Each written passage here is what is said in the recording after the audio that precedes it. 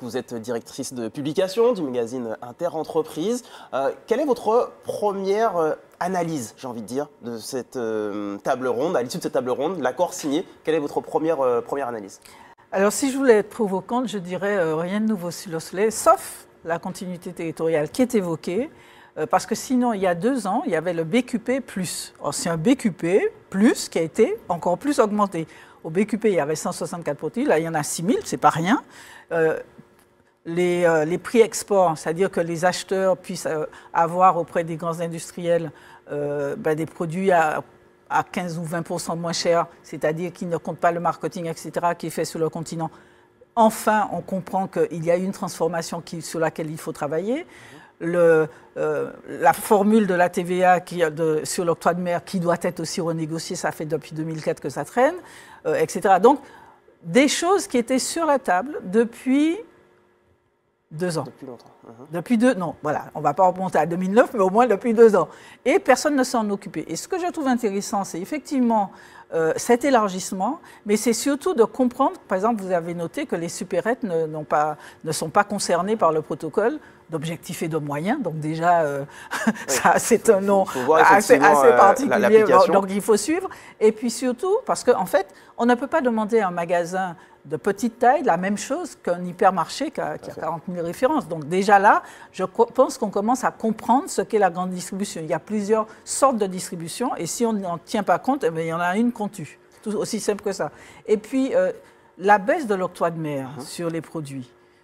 BQP+, aussi, c'était dedans. La Guadeloupe a tout de suite agi. Depuis 2 ans, sur les produits de première nécessité, la Guadeloupe a pris un dispositif de réduction de l'octroi de mer à 0 sur un certain nombre de produits de première nécessité. Donc, on a un peu tardé. Pourquoi? Enfin, on le fait, c'est bien. Mais attention, nous sommes dans un marché unique antillais. C'est-à-dire que si l'octroi de mer n'est pas travaillé en même temps avec la Guadeloupe, de manière à ce qu'il n'y ait pas de distorsion, il risque d'y avoir des contournements par nos importateurs. Voilà.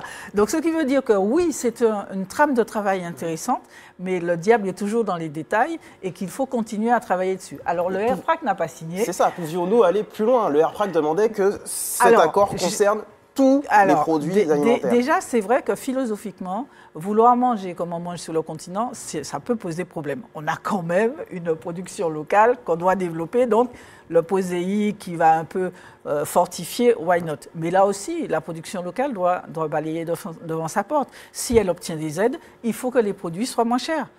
L'aide au fret, pour l'instant, c'est du résultat pour les entreprises. Pourquoi? Ça aurait dû aussi venir compenser cette baisse. Et donc ils n'ont pas signé en disant ils veulent tout. Moi, j'ai une lecture un peu qui est la mienne, on verra. Mais je pense que le RPRAC a été l'organisme qui a mis le coup de pied dans la fourmilière. Parce que ça traîne trop depuis longtemps, depuis 2009. Ils sont à l'initiative de cette mobilisation et finalement, ils ont réussi à mettre autour de la table tous ces acteurs. Maintenant, il faut négocier.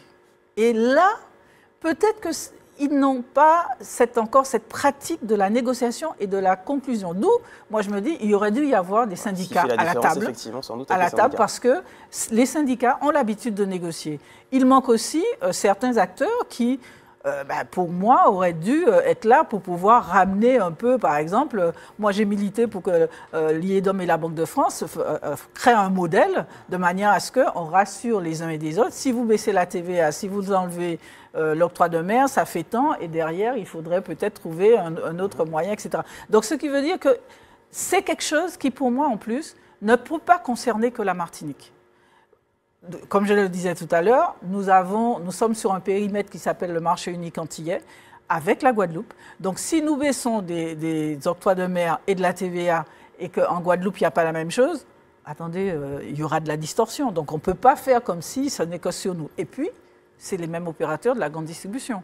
Donc, comment on va expliquer que, tiens, tu as baissé ça là, et puis là, tu fais 15 minutes d'avion, et puis tu n'as pas baissé. Dernière question, lorsque l'on assiste à ce genre de conflit et qu'un accord est trouvé, on a coutume de dire qu'il y a souvent un grand gagnant et d'autres qui le sont un peu moins. Ce serait le cas, encore une fois Là, tout le monde a perdu pour moi.